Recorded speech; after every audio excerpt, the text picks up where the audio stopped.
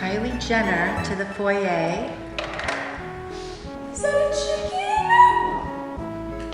Wait, what is that? Hey everybody, it's me, RunnerEye, and as you can see by the dress code here today, we're going to be ranking the worst outfits in Drag Race history. Yes, that's right, and we're going to be putting them into a tier list, and we're going to be figuring out which are the worst Drag Race outfits of all time. Let's get into it right now. Boom. Hey, you should totally subscribe to my channel. I make lots of cool stuff, just like this video that you're watching now. And I've made this, and I've made this, and you can totally subscribe, and then I'll make more, and then it's actually a really cool thing. If you subscribe, I'll make more, and like that's a really cool relationship that we can have, so you should better fucking do it. So first up, we have Ginger Minj's All-Star 6 entrance look, where she walks into the workroom dressed as a toad, an old amphibian type of toad. So if you're wondering why she decided to walk into the workroom dressed as a toad, this is because on season 7, she had a confessional where she called herself a glamour toad. I like to describe myself as a glamour toad. And to that, I think Bob put it best when he said, okay, first of all, bitch, glamour where? This outfit, if this season doesn't win an Emmy, it's because of this outfit. Now for me, I always found this outfit very confusing to look at because it's supposed to look like a toad, but I could never see the toad in the outfit because I thought that it was supposed to be like a front-facing toad. I thought she was supposed to look like a toad. Those were the two eyes looking at me, and it was like somehow this was supposed to resemble the frog. I don't know. I never understood. And while this may seem like a really obvious observation, probably I'm just assuming that everyone else knew that this was what the outfit was going for, but I just didn't see it and no one told me because it was so obvious. This outfit isn't supposed to resemble like a frog looking at us, but it's actually like two toads, like looking left and right, and her netting on her hand is supposed to be the tongue of the frog. Why did no one tell me this? Why didn't I see this for myself? It took me genuinely like 20 minutes of analyzing this outfit to actually understand that that's what it was supposed to be. I think everything else about the outfit, apart from those two things, is not the most visually pleasing. The colors like are assaulting my eye, and I still haven't figured out what those pink spots are. When I look at it for another hour and figure out what those pink spots are, I will get back to you on that. I'm actually gonna give it like a pretty decent ranking just because I know what's upcoming on the list and it's gonna get so much worse from me. So I'm actually gonna put her in I Can Fix Her. The execution just wasn't there. The idea was fun.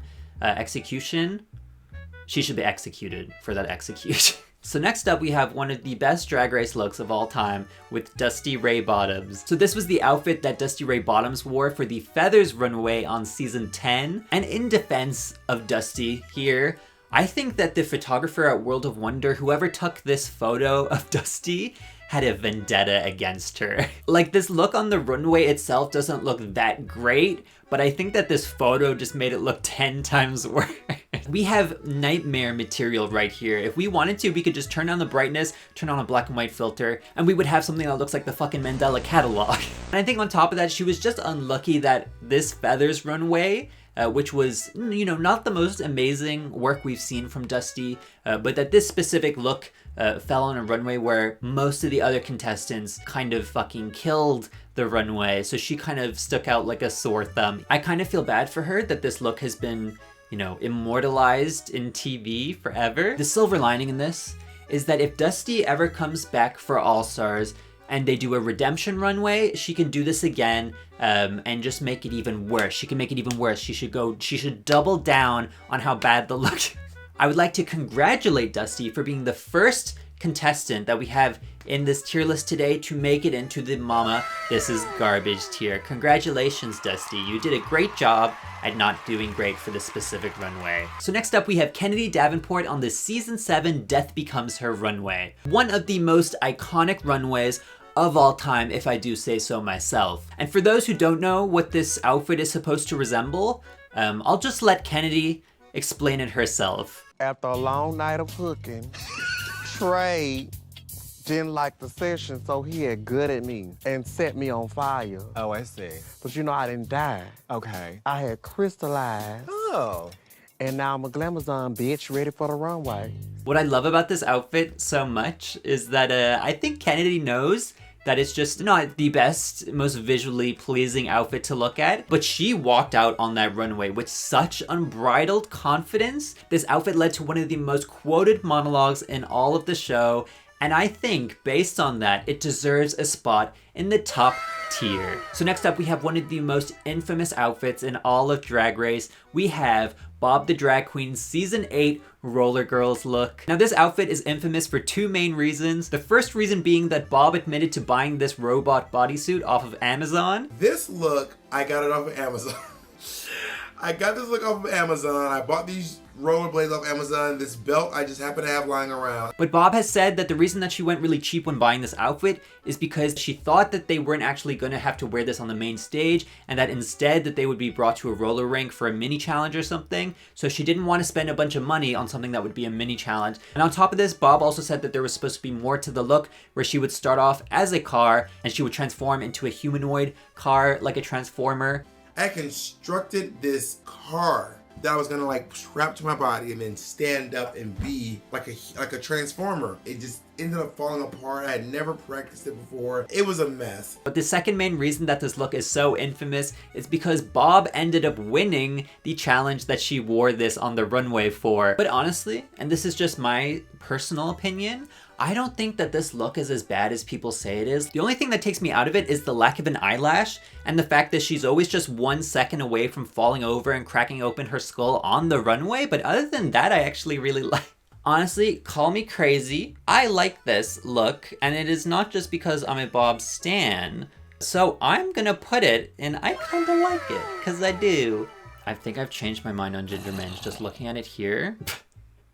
We're gonna put it in Mama This Is Garbage. It may be a little bit garbage, I'm sorry. So next up we have Miss Trinity K. Bonet on the All-Star 6 Blue Better Work runway. So for this runway, the contestants were asked to bring a blue-collar worker inspired look to the main stage. And Trinity followed this prompt like very literally. Some would say a little bit too literally. She just put on some khakis, threw on some Timberlands, and just stole a high-vis jacket from a worker outside and called it a day. And what I find extra delicious about this look is that on All-Star 6, Trinity was like one of the fashion queens of the season, even having one of my favorite outfits of the entire show with her pop art look. The only way I can rationalize it is that if she thought that this blue worker inspired runway was gonna be for like a mini challenge like Bob did, I could understand it then, but and the freaking sign too. Is this a reference to something?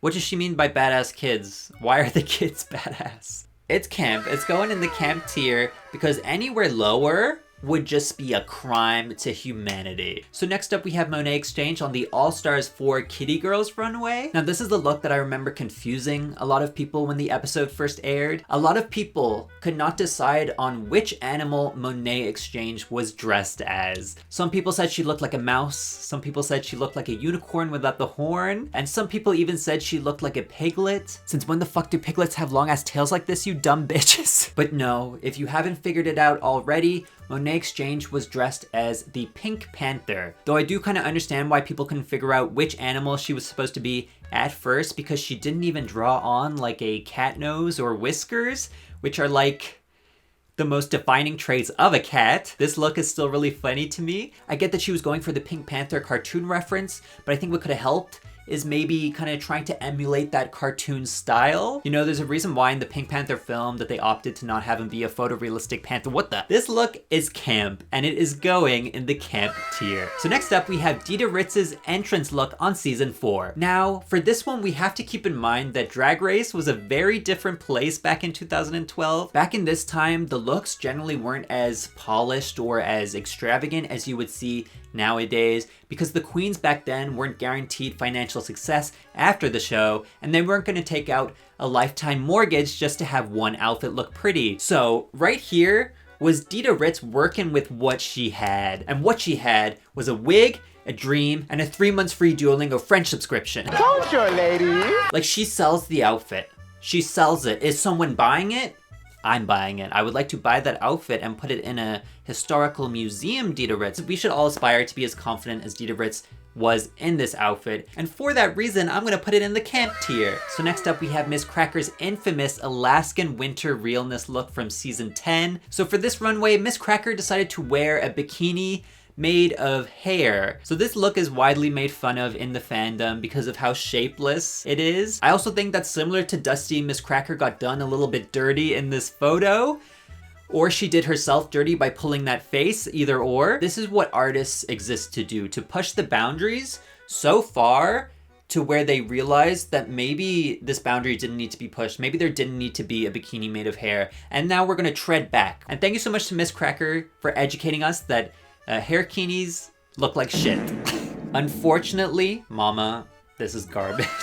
So next up, we have a career-defining outfit for Monet. It's the sponge dress from the premiere episode of season 10. Now, this was one of the most widely criticized outfits of the entire season, which speaks a lot considering that Dusty's same look was on that season 2, but we'll just forget about that. But this look was specifically hated by one contestant on the season, and that contestant is Miss Asia O'Hara. Would you rather wear Monet's sponge dress? The other, whatever the second thing you're about to say.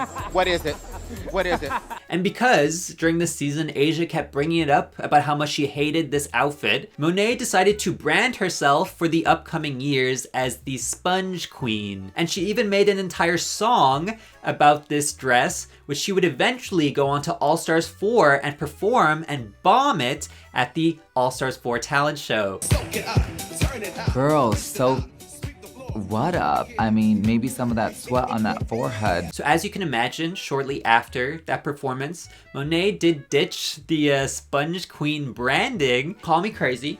I don't think it's that bad of an outfit. I don't think it would have been as remembered or obsessed about if Asia didn't obsess over it for every episode of season 10. I think that this is a perfectly safe outfit for a design challenge, and I don't actually hate it that much. So I'm gonna put it in I Can Fix Her, because I could. I genuinely could. I think it is not that bad. It's not that bad. So next up we have Jiggly in the post-apocalyptic runway on season 4, and call me crazy again, but I've never understood the absolute hate for this look or why people make fun of this look. Like, is it messy? Sure. Is it a little bit chaotic? Yes. But I feel like as a whole pack, like if you don't focus in on the detail, if you just close your eyes and don't look at the outfit, it's actually pretty good. But it's like if you don't focus in on those details and you just look at it as an entire package and the silhouette, I actually really like it. I think that this is unfairly judged. I'm gonna be the first one to speak up about this. I'm a trailblazer. I think we need to switch up the narrative and start saying that this is a masterpiece of an outfit. So I'm putting it in. Honestly, it's kind of a serve because I genuinely do find it to be a little bit of a serve. So next up we have Cynthia Lee Fontaine from the Roller Girls runway on season 8. So yes, this is the same runway as Bob's robot look, but I will say that out of Bob's robot look and out of Cynthia Lee Fontaine's cow roller skating girl look, I do think that this one is remembered slightly worse than Bob's. Bob's is more made fun of. This is more remembered as one of the worst looks to ever be on Drag Race. Compared to some of the other ones we've seen here today, I genuinely do not think that this is that bad. Honestly, along with Jiggly, this is another one that I don't really understand the hate for. Is it good? No. Is it like cheap looking? Sure. But I don't think that it's this, like people make it out to be like this awful, like terrible, like one of the 7 deadly sins. And I don't know why. I don't know what is like that awful about it.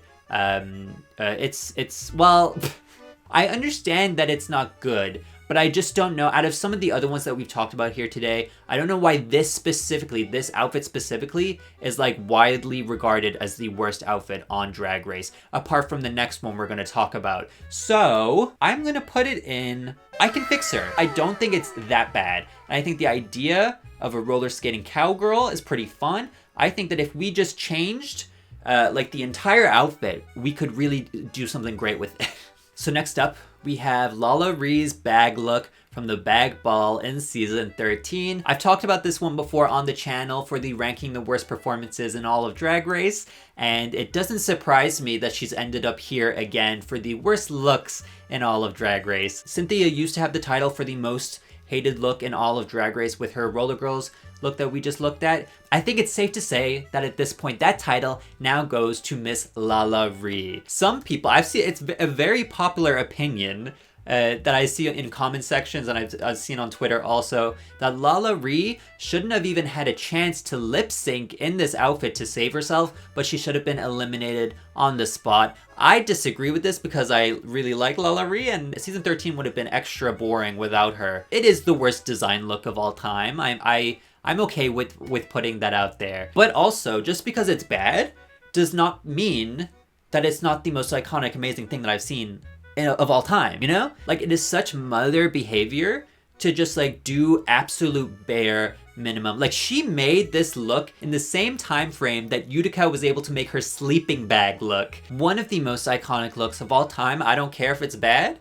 It's really funny. And again, like, she has such, along with Dita Ritchie, has that unbridled confidence walking down the runway, and that confidence is something that you cannot buy. So what I am going to do, I'm going to put this where it rightfully deserves, which is the camp tier. So that's the tier list. Thank you so much for watching, and I hope you enjoyed. Please like, subscribe, and comment. It really helps out my channel, and I really appreciate it. I have Twitter, Instagram, and Facebook. I almost said Facebook. I have a Twitter, Instagram, and a TikTok if you want to go follow me over there. Thanks so much for watching, and I'll see you in the next video. Goodbye.